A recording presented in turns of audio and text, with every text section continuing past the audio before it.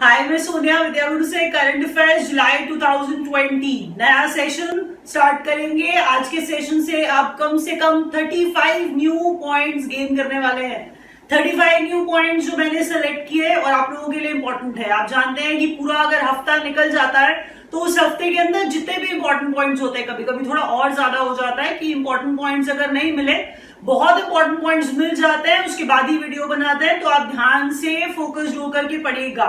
बच्चे जब फीडबैक देते हैं कि किसी भी एग्जाम में, चाहे वो क्लैट का पेपर देके आए, एसबीआई का पेपर देके आए, आईबीपीएस का पेपर देके आए, इतने क्वेश्चंस आपके कराए हुए आए, मुझे बहुत अच्छा लगता है। एग्जाम्स आने वाले हैं, कोई भी कंपेटिटिव एग्जाम देंगे, क्वेश्चंस आएंगे ही आएंगे, देख लीजिएगा।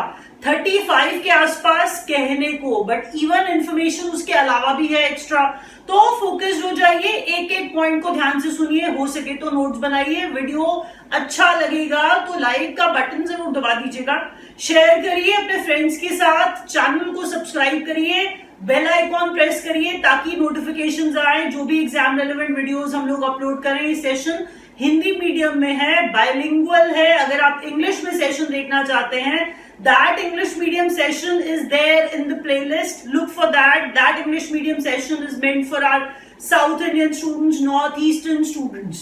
So let's start the session. Theme of India Ideas Summit. Multiple ideas की बात हो रही है, किसी भी तरह के आइडिया की बात हो रही है कि एक थीम रखी गई इंडिया आइडिया समिट की। तो इंडिया आइडिया समिट है एक, और हम कह रहे हैं इसका थीम जो रखा गया वो था building a better future. Building a better future. आपको अगर इंपॉर्टेंट बात बताऊं इसके अंदर, दो तीन चीजें जो आप और ऐड कर सकते हैं वो ये है कि इंडिया आइडिया समिट 2020 जो ऑर्गेनाइज किया गया था यूएस और इंडिया बिजनेस काउंसिल, और एड्रेस किया इसे प्रधानमंत्री मोदी ने। अगर मैं अगली बात पे आऊं, यहां पर हम मणिपुर में वाटर सप्लाई प्रोजेक्ट की बात होने वाली है कि प्रधानमंत्री ने, क्योंकि प्रधानमंत्री की बात हो रही थी तो प्रधानमंत्री की बात को आगे बढ़ाते हैं कि प्रधानमंत्री ने फाउंडेशन स्टोन रखा, मतलब नींव रखी है, किसी की आधारशिला रखी है। वो किस चीज की? वाटर सप्लाई प्रोजेक्ट है एक मणिपुर में, उसकी भी। तो नया वाटर सप्लाई प्रोजेक्ट मणिपुर में जिसकी आधारशिला अभी प्रधानमंत्री ने रखी है, ये आपको याद रखना होगा। दूसरी बात मैंने आपको बताई थी कि बिल्डिंग अ बेटर फ्यूचर ये थीम था इंडिया आइडिया समिट का, जो यूएस और इंडिया बिजनेस काउंसिल हम कह रहे हैं जिसने इसे ऑर्गेनाइज किया था, जिसे प्रधानमंत्री मोदी ने एड्रेस किया। चलिए अगले क्वेश्चन की तरफ बढ़ते हैं। अब अगला पॉइंट डे के बारे में है, इंपॉर्टेंट डे के बारे में है। जो आपकी स्क्रीन पे आ रहा है उसमें मल्टीपल डेज लिखे हैं, इसलिए मल्टीपल डेज को एक बार ध्यान से पढ़ते हैं। तो आपको ये पता होना चाहिए कि एक यूएन मलाला डे भी है, तो आप मलाला जानते हैं किसकी बात मैं कर रही हूं। तो इंटरनेशनल डे ऑफ कॉपरेटिव्स 2020 से लेकिन स्टार्ट करेंगे। तो इंटरनेशनल डे ऑफ कॉपरेटिव्स 2020 ये 4 जुलाई को, that means first Saturday of July होता है वैसे, तो 4 जुलाई को इस बार 2020 में ऑब्जर्व किया गया। भूलिएगा मत क्या कह रही हूं, दोबारा बोल रही हूं, सुनिए। मैं कह रही हूं कि इस बार 4 जुलाई को ऑब्जर्व किया गया इंटरनेशनल डे ऑफ कॉपरेटिव्स 2020। तो हम कह रहे हैं यहां पर 2020 का फर्स्ट सैटरडे होता है वैसे जुलाई का, इसको ऑब्जर्व किया जाता है इंटरनेशनल डे ऑफ कॉपरेटिव्स करके। और इसका जो 2020 का थीम रखा गया था वो था cooperatives for climate action. Cooperatives for climate action. अब बात करते हैं यूएन मलाला डे की। तो यूएन मलाला डे, मलाला का ही बर्थडे 12 जुलाई को होता है, उसी को ही यूनाइटेड नेशंस ने मलाला डे, यूनाइटेड नेशंस का मलाला डे जो है वो घोषित किया हुआ है। तो 12 जुलाई को यूएन का Malala day, UN Malala day observe किया जाता है। वर्ल्ड हेपेटाइटिस डे, हेपेटाइटिस आप जानते हैं, सबको वैक्सीन दिया जाता है इसके लिए। तो यूएन हम यहाँ पे कह रहे हैं वर्ल्ड हेपेटाइटिस डे जो है वो 28 जुलाई को ऑब्जर्व किया जाता है। इसका इस साल का जो थीम था वो था hepatitis free future. Hepatitis free future. World nature conservation day, world nature conservation day 28 जुलाई को इसे ऑब्जर्व किया जाता है। 28 जुलाई को इसे ऑब्जर्व किया जाता है वर्ल्ड नेचर कंजर्वेशन डे को। अगले क्वेश्चन की तरफ बढ़ते हैं, जरा देखिए अगला क्वेश्चन क्या कह रहा है। अब थोड़ा सा कोरोना के बारे में बात कर रहे हैं। आप कहेंगे सारे कोरोना सुनाते रहते हैं, लेकिन आपको पता है मैं बहुत ज्यादा कोरोना के बारे में नहीं पढ़ाती हूँ। यहाँ पर कुछ इंपॉर्टेंट चीजें हैं जो मुझे ऐड करनी पड़ रही हैं, क्योंकि इनसे क्वेश्चंस पूछे जा सकते हैं आपके एग्जाम में। सबसे पहली बात, यहाँ पर आईआरडीए ने किसी जनरल इंश्योरेंस कंपनी को अगर इंस्ट्रक्शंस दी हैं कि उन्हें कोरोना कवच या कोरोना रक्षक नाम की कुछ पॉलिसी, मतलब इस तरह की पॉलिसी को रखना है कि जिसके अंदर मिनिमम सम इंश्योर्ड कितना होगा, मैक्सिमम सम इंश्योर्ड कितना होगा, तो अगर आईआरडीए बहुत बड़ी बॉडी है, आप जानते हैं इंश्योरेंस की, तो हम कह रहे हैं अगर ये गाइडलाइंस देती है तो ये आपको पता होना चाहिए क्या कहा है उसने। कोरोना कवच पॉलिसी जो है ये इंडेमनिटी बेस्ड पॉलिसी है, सबके सब इंश्योरेंस प्रोवाइडर्स के लिए, मतलब कंपनीज की बात हम कर रहे हैं, जो भी इंश्योरेंस प्रोवाइड करती हैं उनके लिए इंपॉर्टेंट किया गया है, मैंडेटरी किया गया है। Mandatory is the right word, कि मैंडेटरी किया गया है कि उन्हें ये प्रोडक्ट, मतलब ये कोरोना कवच पॉलिसी रखनी है। तो कोरोना कवच पॉलिसी है क्या, इसके अंदर सम इंश्योर्ड की बात करते हैं कि अगर मिनिमम सम इंश्योर्ड बताया जाए तो 50,000 मिनिमम सम इंश्योर्ड ऐसी पॉलिसी होगी, और मैक्सिमम जो होगी सम इंश्योर्ड जो है वो 5 लाख तक की होगी। यहां पर हम कह रहे हैं, सपोज आप बात समझिए, इस बात को मैं थोड़ा और आगे कंटिन्यू करूंगी। पहले अब आते हैं, ये मैंडेटरी नहीं है, ये डिस्क्रिशन है, ये डिसीजन किसका है, कंपनी का है कि वो इस पॉलिसी को रखे या ना रखे। ये जो नीचे वाली है कोरोना रक्षक पॉलिसी, कोरोना रक्षक पॉलिसी जो है ये स्टैंडर्ड बेनिफिट पॉलिसी है। मैं आपको क्या बता रही हूं, ये स्टैंडर्ड बेनिफिट पॉलिसी है। ऊपर अगर आप ध्यान से पढ़ें तो वो इंडेमनिटी, मतलब गारंटी इंडेमनिटी बेस्ड पॉलिसी है, और मैंडेटरी वाली, और जो हम बात कर रहे हैं नीचे वाले पॉइंट में वो स्टैंडर्ड बेनिफिट पॉलिसी है। इसमें मिनिमम सम इंश्योर्ड जो है वो 50,000 है, और मैक्सिमम सम इंश्योर्ड क्या है, 2.5 लाख है। लेकिन आपको मैंने क्या बताया, वो इंश्योरर के लिए मैंडेटरी है और वो मैंडेटरी नहीं है, दैट्स देयर डिस्क्रिशन कि वो रखें या ना रखें। अगले क्वेश्चन की तरफ बढ़ते हैं, जरा देखिए क्या कह रहा है अगला क्वेश्चन। यहां पर आईटी की बात हम कर रहे हैं, इनकम टैक्स की हम बात कर रहे हैं, तो इनकम टैक्स में फॉर्म 26AS होता है, इसे और एक्सपैंड किया गया है, इसे और बड़ा बनाया गया है, इसे टैक्स पासबुक के नाम से हम जानते हैं, टैक्स पासबुक कहा जाता है। तो हम ये कह रहे हैं कि जो न्यू आईटी फॉर्म 26AS है ये इफेक्ट में आया 1 जून से।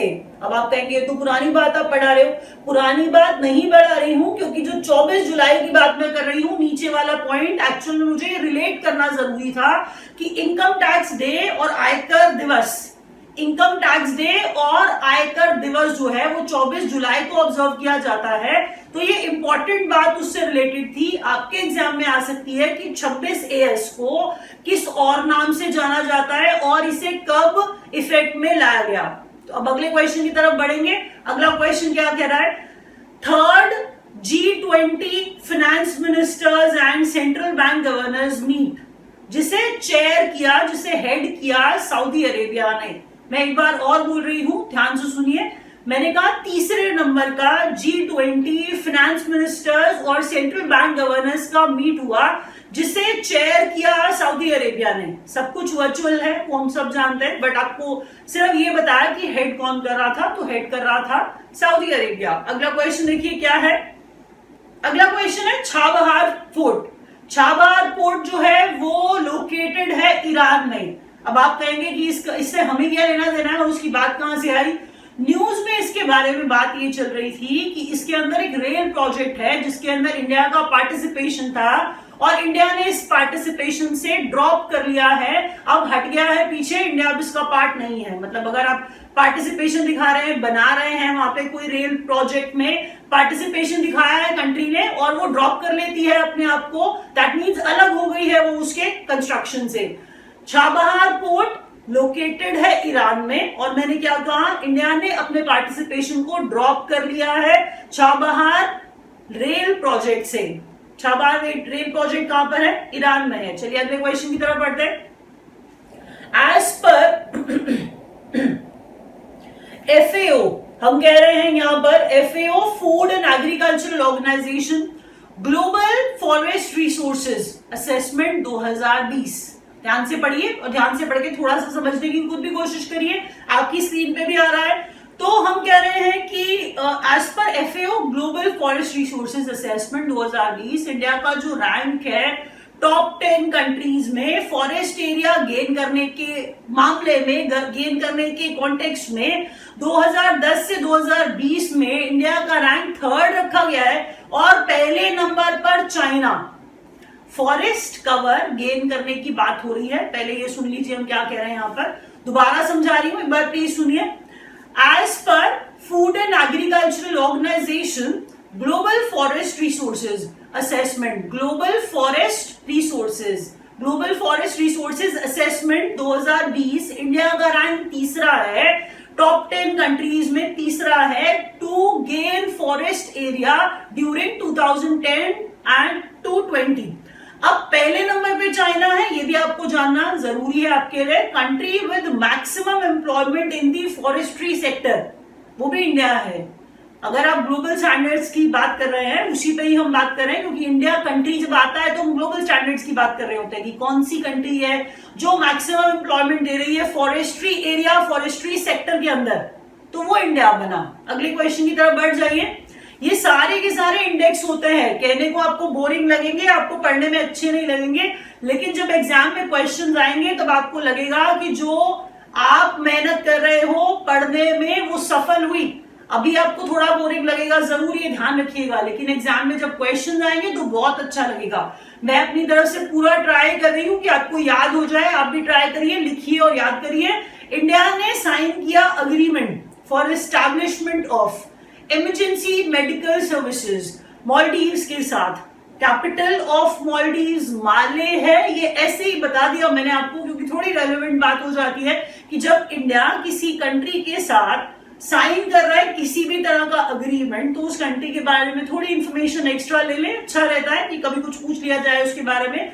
तो मॉलडीव्स की कैपिटल माले है और मैंने कहा मॉलडीव्स के साथ साइन किया है इमरजेंसी मेडिकल सर्विसेज का अग्रीमेंट। अभी सबको मेडिकल सर्विसेज की रिक्वायरमेंट है, आप जानते हैं, तो इंडिया ने अग्रीमेंट साइन किया है मॉलडीव्स के साथ। अगला क्वेश्चन, नीति आयोग का aspirational districts ranking for February June 2020 topped by Bijapur.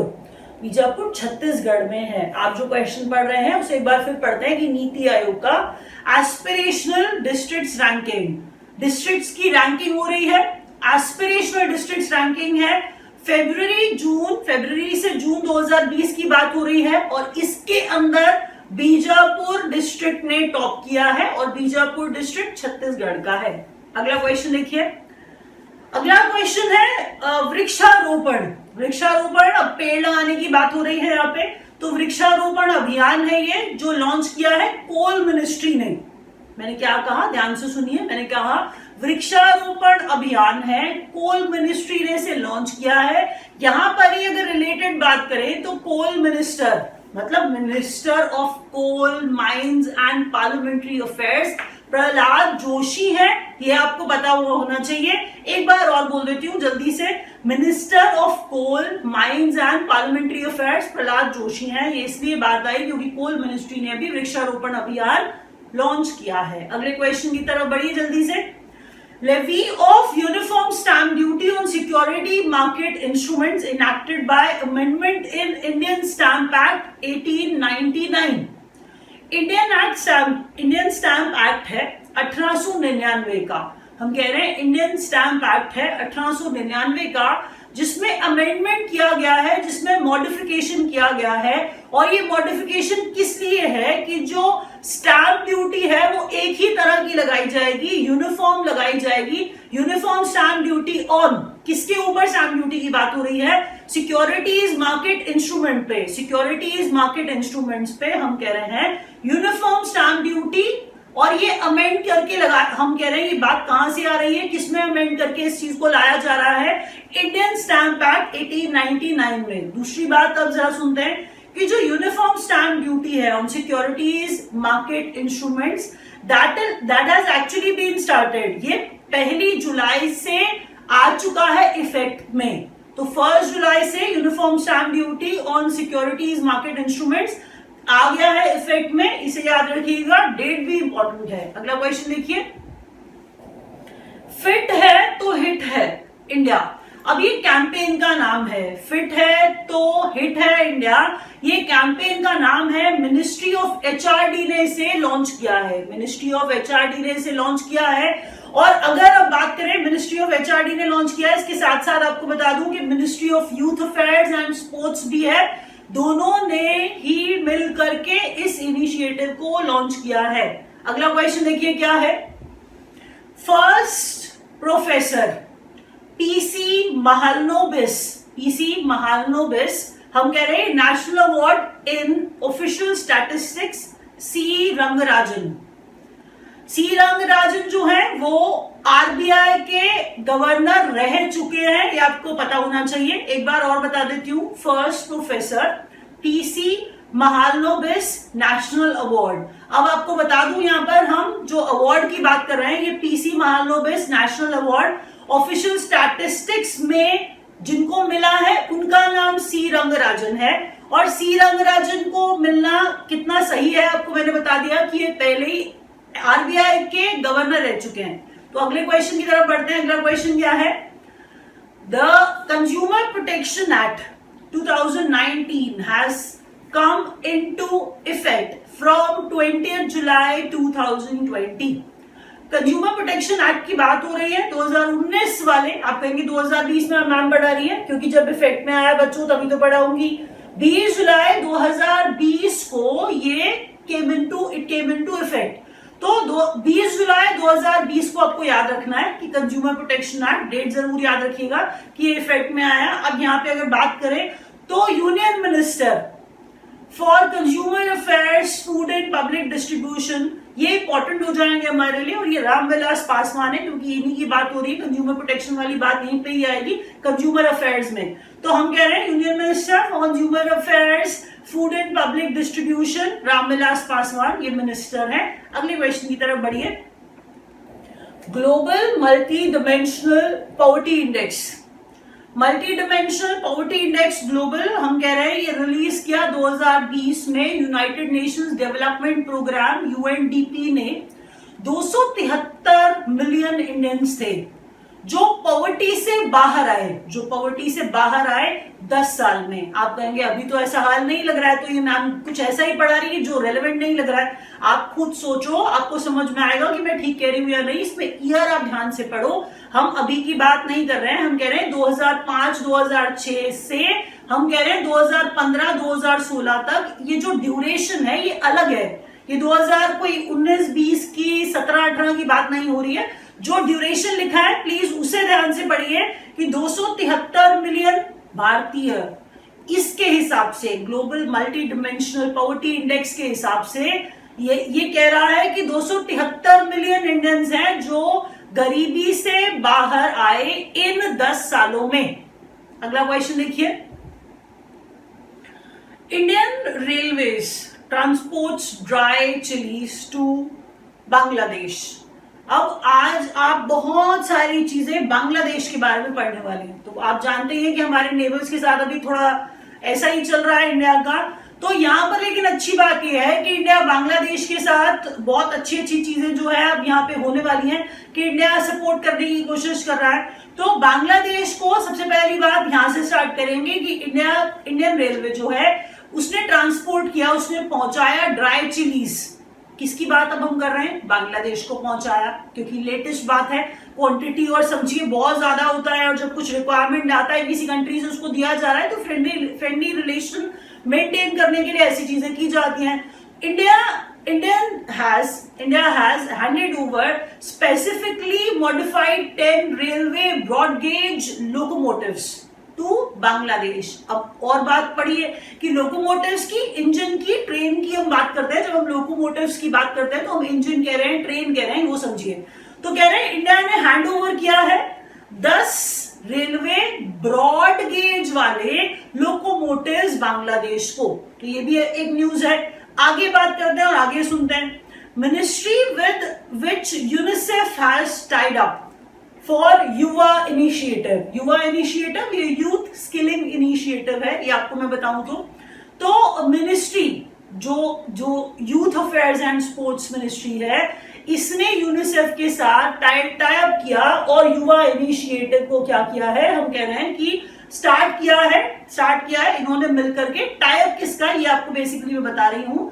तो ministry of youth affairs and sports along with UNICEF, इन्होंने टाई अप करके युवा इनिशिएटिव जो है वो स्टार्ट किया। इनिशिएटिव जो है वो प्रमोट करता है वॉलंटियरिज्म अमंग इंडियन यूथ। अब आप ये समझिए कि जो वही मैं आपको बात बता रही थी कि स्किल एनहांस करने वाली बात हो रही है। अपार्ट फ्रॉम दैट यहाँ पर ये कह रहे हैं कि प्रमोट करेगा वॉलंटियरिज्म करना इंडियन यूथ के अंदर। अगले पेज पे चलते हैं, देखिए जरा क्या कह रहा है अगला पेज। कहता है the state of food security and nutrition in the world report United Nations. यहाँ पर सबसे इंपॉर्टेंट बात यह है कि यूनाइटेड नेशंस ने food security and nutrition world report जो है ये इसे पहले तो लॉन्च किया। जब हम इसके बारे में आगे बात करें तो यहां पर आप नीचे वाले पॉइंट में लिखा हुआ देखोगे कि number of under nourish people in India in 2017-19 बहुत ही ज्यादा है, 189.2 मिलियन। आप समझ पा रहे हो मैं क्या कह रही हूँ, बहुत ही ज्यादा है। दोबारा पढ़ती हूँ, दोबारा एक बार आपको समझाती हूँ क्या कहना चाह रही हूँ। मैं कह रही हूँ कि food security and nutrition world report launch किसने किया, बनाया किसने, यूनाइटेड नेशंस ने। फिर हम कह रहे हैं इसके अनुसार जो भारत है उसमें अंडर नरिश्ड लोग जो है 2017 से 19 के बीच में 189.2 मिलियन है। ये देखिए नंबर कितना बड़ा है यहाँ पर। अगले क्वेश्चन की तरफ बढ़ते हैं। देखिए अगला क्वेश्चन क्या है, जेवी अग्रीमेंट साइन किया है between IOCL and Beximco LPG limited के बीच में। यहां पर फिर बांग्लादेश की बात आ जाएगी क्योंकि मैंने आपको बताया बांग्लादेश को सपोर्ट कर रहा है इंडिया हर तरह से। तो जेवी अग्रीमेंट साइन किया है किसके बीच में, मैंने कहा आईओसीएल मतलब इंडिया का आईओसीएल और बांग्लादेश का बेक्सिमो एलपीजी लिमिटेड के बीच में। एनर्जी की बात हो रही है, ये ध्यान रखिए। तो हम कह रहे हैं बांग्लादेश का और इंडिया के बीच में agreement, LPG JV business to be setup in Bangladesh. LPG JV business to be setup in Bangladesh. और अगले पॉइंट पे चलते हैं तो अगला पॉइंट भी बांग्लादेश के बारे में है कि 300 साल पुराना काली माता का मंदिर है ये। तो हम कह रहे हैं काली माता का जो मंदिर है इसे रिकंस्ट्रक्ट कराएगा इंडिया। हम कह रहे हैं किसके असिस्टेंस से, बांग्लादेश के, और ये बांग्लादेश में ही है। दोबारा सुनिए, 300 साल पुराना काली माता का मंदिर है, रिकंस्ट्रक्शन होगा इसका बांग्लादेश में ही, इंडिया इसमें असिस्ट करेगा। श्री श्री जय काली मातर मंदिर, मातर टेम्पल, ये इसका नाम है इस मंदिर का। इस मंदिर का नाम तक याद रखिएगा क्योंकि मैंने आपको बताया जो 300 साल पुराना है, जिसके रिकंस्ट्रक्शन में इंडिया खुद हेल्प कर रहा है किसी और कंट्री की, वो तो वैसे ही एग्जाम में आ सकता है। अगला क्वेश्चन देखिए, इंडिया का पहला corporate bond exchange traded fund, India का पहला corporate bond exchange traded fund जो हम कह रहे हैं भारत बॉन्ड ईटीएफ है, इसका सेकेंड ट्रांच मतलब सेकेंड पार्ट, सेकेंड पोर्शन जो है वो भारत बॉन्ड ईटीएफ में, मैं कह रही हूं भारत बॉन्ड ईटीएफ का ही लॉन्च हुआ जुलाई में। दोबारा बता रही हूं, प्लीज सुनिए। मैंने कहा जो पहला कॉर्पोरेट बॉन्ड, इंडिया का पहला corporate bond exchange traded fund है वो है भारत बॉन्ड ईटीएफ।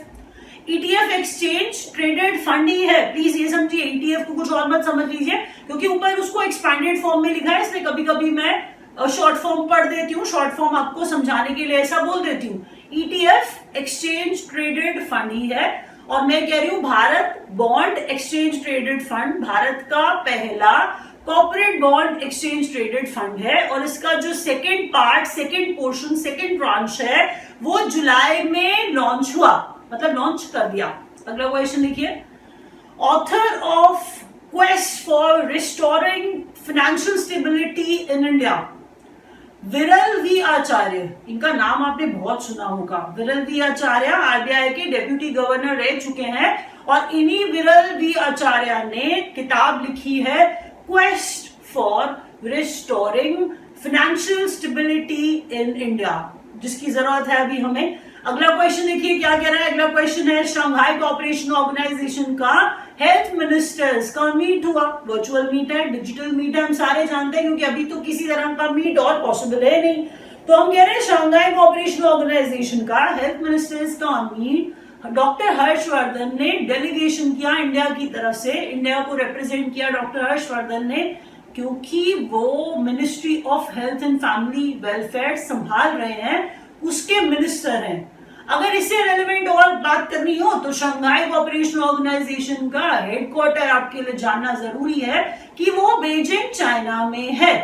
अगला क्वेश्चन देखिए, for joint investment projects in Asia and Africa, India ने रशिया के साथ टीम अप कर लिया इसके लिए। मैं दोबारा बोल रही हूं, मैंने कहा जॉइंट इन्वेस्टमेंट प्रोजेक्ट्स की बात हो रही है। कहां पे बात हो रही है कि एशिया में और अफ्रीका में जॉइंट इन्वेस्टमेंट प्रोजेक्ट्स की बात हो रही है, एशिया में और अफ्रीका में। तो मैं कह रही हूं कि इंडिया ने इसके लिए रशिया के साथ टीम अप कर लिया है। अब अगले क्वेश्चन की तरफ बढ़ते हैं। अगला क्वेश्चन देखिए क्या कहता है, इंडिया का new space industry regulator, India का न्यू स्पेस इंडस्ट्री रेगुलेटर जो है इन स्पेस को भी जरा एक्सपांड करते हैं। हम कह रहे हैं in space Indian national space promotion and authorisation centre. दोबारा सुनिए मैं क्या कह रही हूं। मैं कह रही हूं इंडिया का नया space industry regulator in space है। आपके एग्जाम में इन स्पेस का फुल फॉर्म कभी आएगा, याद रखिएगा, प्लीज पढ़िए। In space Indian national space promotion and authorisation centre. Cabinet ने अप्रूव किया है प्राइवेट सेक्टर का पार्टिसिपेशन भी। अब आप जानते हैं कि स्पेस के एरिया में प्राइवेट सेक्टर को भी इनवाइट किया जा रहा है। काफी वाली बात है कि गवर्नमेंट्स कर चुकी हैं, तो इंडिया ने भी क्या किया, कैबिनेट ने, इंडियन गवर्नमेंट ने भी अप्रूव किया है प्राइवेट सेक्टर के पार्टिसिपेशन को स्पेस एक्टिविटीज के अंदर। इसरो ने लॉन्च किया है अमेजोनिया 1। अमेजोनिया 1 क्या है, ये ब्राजील का इसरो जो है लॉन्च किया है अमेजोनिया 1, जो अर्थ ऑब्जर्वेशन सैटेलाइट है। बट ये इंडिया का नहीं है, ब्राजील का है। PSLV polar satellite launch vehicle से ही इसे लॉन्च किया जाएगा। अगला क्वेश्चन देखिए क्या है। अगला क्वेश्चन है इंडिया का पहला नंबरलेस कार्ड। नंबरलेस कार्ड आपको लग रहा होगा बहुत अजीब सी बात है, तो ये फैम पे है और फैम पे IDFC के साथ पार्टनरशिप करके फैम पे को लॉन्च किया गया है। और आपको ये ध्यान रखना है ये नंबरलेस कार्ड है। और दूसरी बात की माइनस भी इसे इस्तेमाल कर सकते हैं। माइनस का मतलब ये नहीं है कि छोटे बच्चे ले जाएंगे, टीन्स की बात हम यहाँ पे कर रहे हैं कि even minors teens can now make online UPI and P2P transactions and offline payments without the need to set up a bank account. अब बैंक अकाउंट नहीं है, आप ट्रांजैक्शन करना चाहते हैं, जो माइनर्स होते हैं उनका बैंक अकाउंट कई बार नहीं होता है, तो मैंने आपको क्या कहा यहाँ पर, वो भी नंबरलेस कार्ड से ट्रांजैक्शन कर सकते हैं। और किसके साथ पार्टनर करके इससे बनाया गया है, IDFC के साथ, और नाम इसका क्या था, फैम पे। मैं अब इसे रैप अप करूंगी सेशन को। आप अगर वीडियो अच्छा लगा हो तो प्लीज लाइक का बटन जरूर दबाइएगा, और अगर लैंग्वेज में प्रॉब्लम रहा हो तो इंग्लिश का वीडियो देखिएगा, और वीडियोस ऐसे हम अपलोड करते रहेंगे। Thank you so much, thanks for watching.